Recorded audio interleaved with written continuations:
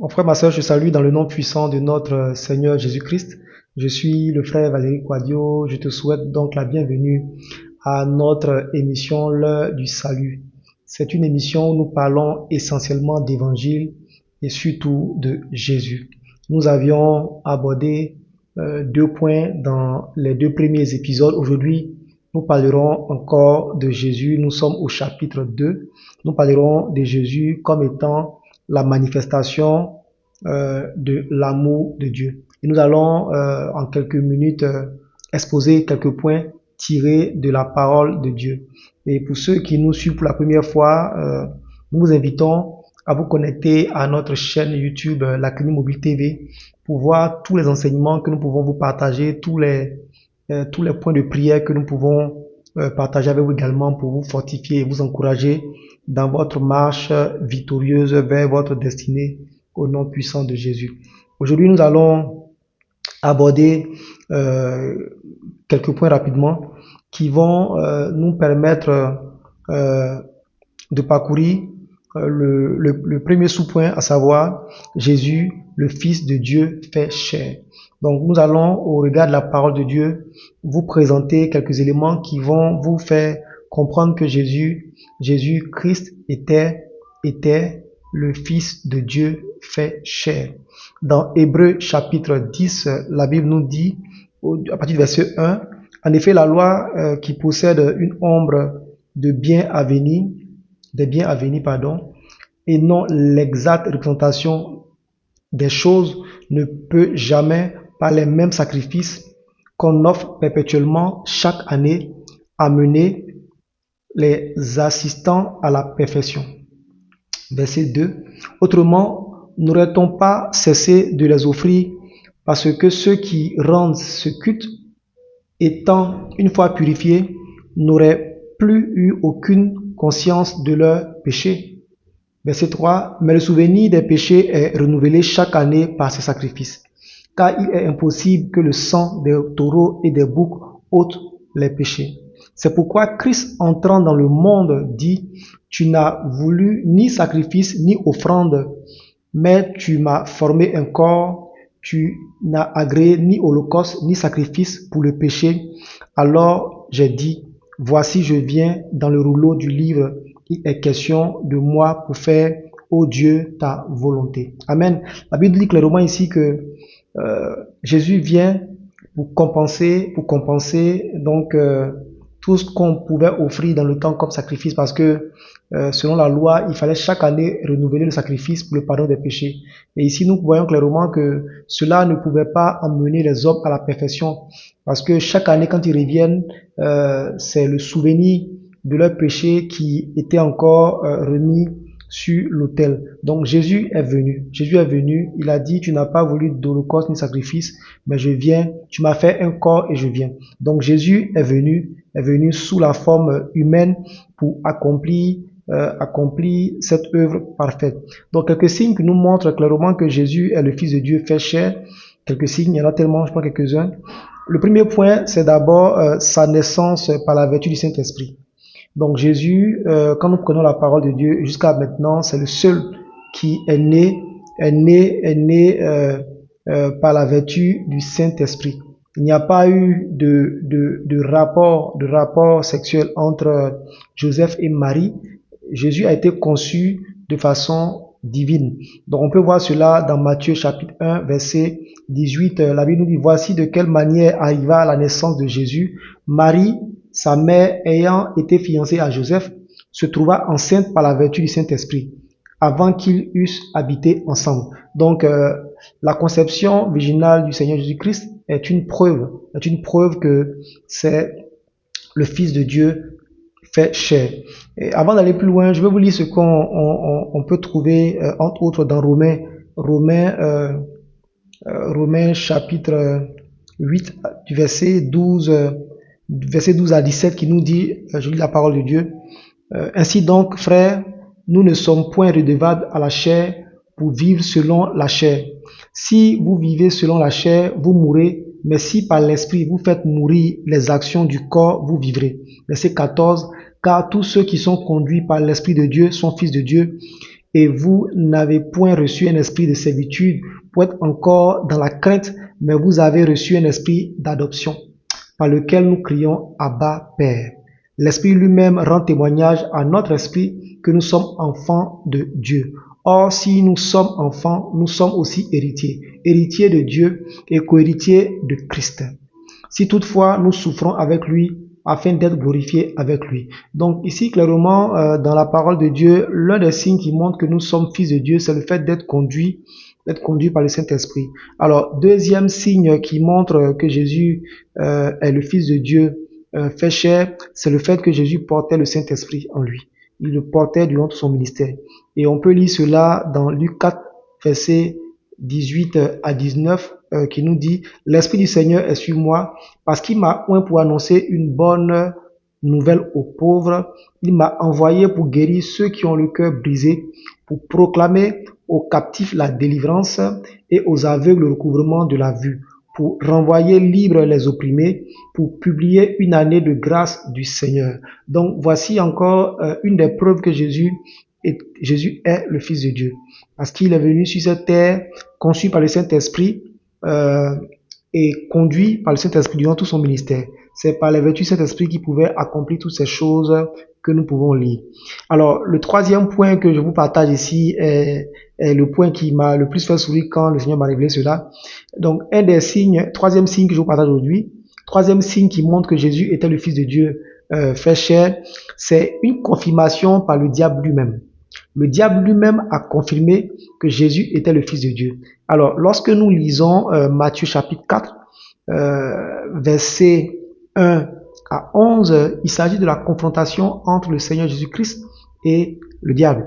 Alors, la Bible nous dit, alors Jésus fut emmené par l'Esprit dans le désert pour être tenté par le diable. Après avoir jeûné 40 jours et 40 nuits, il eut faim. Le tentateur s'étant approché, lui dit, si tu es fils de Dieu, ordonne que ces pierres deviennent des pains. Jésus répondit, il est écrit, l'homme ne vivra pas de pain seulement, mais de toute parole qui sort de la bouche de Dieu. Verset 5, le diable le transporta dans la ville sainte, le plaça sur le haut du temple et lui dit, si tu es fils de Dieu, jette-toi en bas, car il est écrit, il donnera plutôt des ordres à ses anges à ton sujet. À ton sujet, oui. Et ils te porteront sur les mains, de peur que ton pied ne heurte contre une pierre. Verset 7. Jésus lui dit, il est aussi écrit, tu ne tenteras point le Seigneur ton Dieu. Verset 8. Le diable transporta encore sur une montagne très sainte, lui montra tous les royaumes du monde et leur gloire.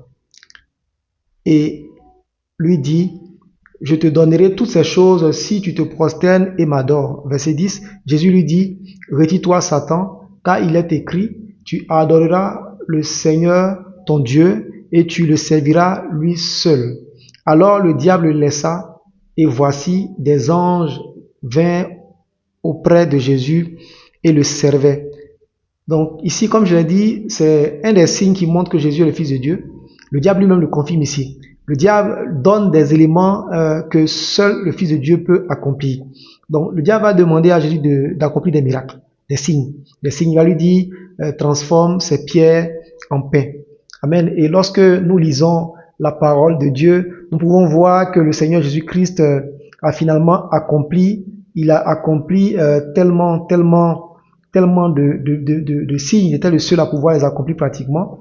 Et cela confirme que Jésus-Christ était et est le Fils de Dieu. Laissez-moi vous donner quelques éléments qui vont vous aider. Donc ici, on a vu clairement que le Seigneur Jésus-Christ, par sa naissance virginale, ici, le Seigneur démontre qu'il est Fils de Dieu.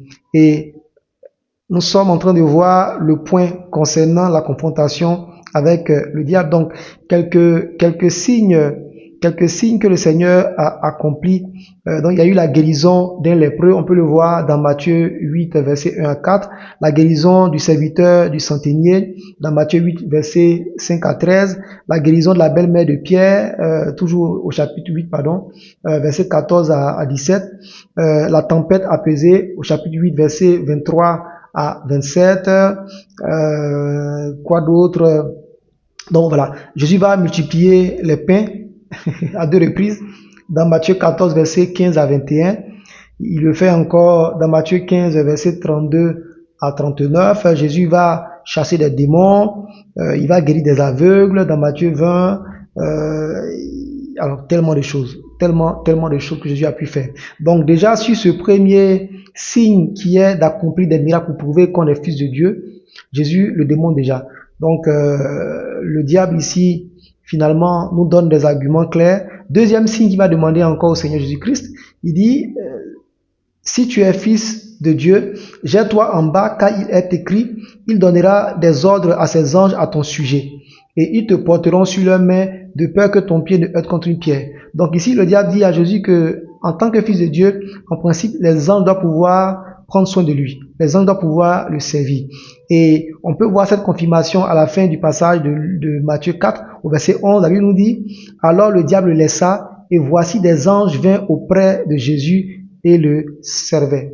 Amen. Donc, selon le diable, on est fils de Dieu quand les anges nous servent. Voici une des preuves. Jésus a même dit par la suite, lorsqu'il était devant l'empereur romain, il lui a dit que si je voulais, je pouvais invoquer ici mon Père qui allait m'envoyer 12 légions d'anges. Amen. Donc voici une des preuves que Jésus est fils de Dieu. Troisième signe que le diable a demandé ici à Jésus, au verset 9, toujours Matthieu 4, verset 9, il dit, je te donnerai toutes ces choses si tu te prosternes et m'adores. Vous voyez? Donc, Jésus ici, en fait, Jésus ici est confronté au diable. Donc, le diable demande deux signes. Il voit que Jésus ne cède pas. Il va alors demander à Jésus de se prosterner pour pouvoir récupérer ce que Jésus avait, pour encore remettre sur la table ce qu'il avait pu réaliser dans le jardin avec Adam et Ève. Et donc, on voit clairement que Jésus a pouvoir sur toutes choses. Donc, il n'avait pas besoin de se prosterner devant l'ennemi. Dans Matthieu 28, verset 18, Jésus s'étant approché leur parla ainsi. Tout pouvoir m'a été donné dans le ciel et sur la terre. Donc Jésus confirme clairement que tout pouvoir lui a été donné. Donc il n'y avait pas lieu de se prosterner. Dans Matthieu chapitre 17, verset 25 à 27. Donc je vais au verset 27. Mais pour ne pas les scandaliser, va à la mer, jette la maison et tire le premier poisson qui viendra. Ouvre-lui la bouche et tu trouveras un starter. Prends-le et donne-le pour moi et pour toi. Donc Jésus clairement confirme qu'il a reçu toutes les richesses. Ici c'est l'histoire où les gens des impôts vont demander à Jésus de payer les impôts. Jésus va demander à Pierre d'aller le jeter son hameçon et il va avoir un poisson dans la bouche. Le poisson avait un starter qui a permis de payer les impôts de Jésus et de Pierre. Amen. Amen. Et quand nous lisons la parole de Dieu, nous pouvons voir que Jésus avait la capacité d'accomplir des miracles par rapport à tout ce qui était provision. Et donc, il n'avait pas à se prosterner devant le diable. Donc, voici trois signes que le diable a présenté à Jésus pour obtenir la preuve qu'il était fils de Dieu. Et on voit par la suite que ce sont les choses que Jésus a accomplies largement dans la parole de Dieu. Amen. On peut citer également la pêche miraculeuse pour montrer que Jésus n'avait pas besoin de se prosterner devant le diable parce que toutes ces choses lui appartenaient déjà. Amen. Quatrième élément que je veux te partager aujourd'hui, sur plusieurs qu'on a, la confirmation par Dieu lui-même à deux reprises que Jésus est son fils.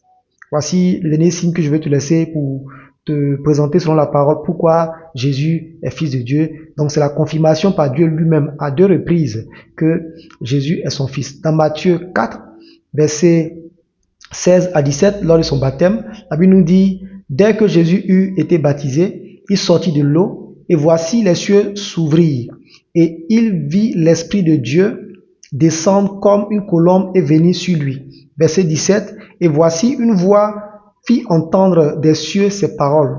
Celui-ci est mon fils bien-aimé, en qui j'ai mis toute mon affection. Toute mon affection. Amen. Lorsqu'on parle également dans Matthieu 17, versets 5 à 6, comme il parlait encore, une nuée lumineuse les couvrit. Et voici une voix fit entendre de la nuée ces paroles. Celui-ci est mon fils bien-aimé, en qui j'ai mis toute mon affection. Écoutez-le. Écoutez-le. Verset 6. Lorsqu'il entendit cette voix, les disciples tombèrent sur leur face et furent saisis d'une grande frayeur. Donc là, c'était Jésus sur la montagne où il a été transfiguré. Amen. Donc voici 4 points que je voulais aujourd'hui te partager sur beaucoup de points que nous pouvons trouver. 4 points que je voulais te partager pour te montrer simplement que le Seigneur Jésus-Christ est la manifestation de l'amour de Dieu. Et comment Dieu va manifester cet amour en envoyant son propre Fils. Donc Jésus-Christ, par ces 4 points que je viens de te montrer sur plusieurs qu'on peut trouver dans la parole de Dieu, est réellement le Fils de Dieu. Parce que personne ne pouvait naître de cette façon. Personne, selon le diable, ne pouvait faire ces choses-là si tu n'étais pas fils de Dieu. Jésus les a accomplis largement. On a vu également que Jésus a eu cette confirmation qu'il était fils de Dieu par Dieu lui-même qui a parlé à 2 reprises, d'abord à la foule lors de son baptême et par la suite à ses disciples sur la montagne où il était transfiguré. Donc frères et sœurs, Dieu, dans son amour immense, a décidé d'envoyer son Fils mourir à la croix pour toi. Et pour toi qui me vois, toi qui m'entends, toi qui me regardes, je veux vraiment t'inviter à saisir cette occasion. Aujourd'hui, c'est encore le jour du salut pour toi. Tu as l'occasion d'entrer pleinement dans cette grande famille. La Bible nous dit clairement que tous ceux qui sont conduits par l'Esprit de Dieu sont fils de Dieu. Et Jésus, par sa mort et sa résurrection, fait de nous également des fils de Dieu, parce qu'il nous a laissé l'Esprit Saint. Et je veux donc t'inviter ce soir, pour toi qui n'as pas encore accepté le Seigneur, à venir à lui, à accepter cette main tendue qui t'offre maintenant, à l'accepter comme ton Seigneur et ton Sauveur. Et pour toi qui veux vraiment expérimenter cette vie en abondance, je veux que tu puisses te connecter à cette prière et la dire avec moi. Seigneur Jésus, je reconnais aujourd'hui qu'à la croix, que tu as payé pour toutes mes fautes, que tu es mort pour mes péchés, que ton sang a été versé pour que mes fautes soient pardonnées. Et ce soir, Seigneur, je te reconnais comme mon sauveur. Et j'ai besoin, Seigneur, que tu marches avec moi, que tu me conduises par ton Esprit Saint. Je te reçois, Seigneur, comme mon Seigneur, afin que tu puisses me guider et m'amener dans cette vie en abondance promise. Seigneur, merci pour ce que tu as fait pour moi. Et aujourd'hui, je prends l'engagement d'avancer et de ne jamais reculer, de marcher avec toi, de ne jamais reculer, au nom puissant de Jésus. Amen, amen, amen. Mon frère, ma soeur, si tu as fait cette prière avec moi, je vais t'inviter à trouver une communauté où l'on va t'aider à grandir dans ta marche avec le Seigneur, à trouver une communauté où l'on va te prêcher que Jésus est mort à la croix pour toi, qu'il a payé pour toutes tes fautes et qu'il n'y a plus d'offrande à offrir pour des péchés. Une communauté où on va t'enseigner que Jésus t'a donné le Saint-Esprit et que tu as pleinement tout en lui. Une communauté où on va t'enseigner que le Seigneur Jésus-Christ guérit encore aujourd'hui et qui t'a guéri de toutes tes maladies. Une communauté où on va t'enseigner la marche de la sanctification car Jésus revient bientôt. Amen. Donc voilà ce que je voulais te partager aujourd'hui pour ce 3e numéro. Pour toi qui as besoin qu'on te soutienne dans la prière, la ligne de prière est disponible, elle est gratuite, n'hésite pas à nous contacter. Pour toi également qui veux soutenir cette œuvre, qui veut être partenaire avec Dieu pour faire grandir cette œuvre que nous sommes en train de bâtir tout doucement, n'hésite pas à nous contacter également aux différents contacts. Vous avez le mail, n'hésitez pas à nous contacter et que Dieu vous bénisse. Rendez-vous pour la prochaine émission. Que Dieu vous garde au nom puissant de Jésus. Amen.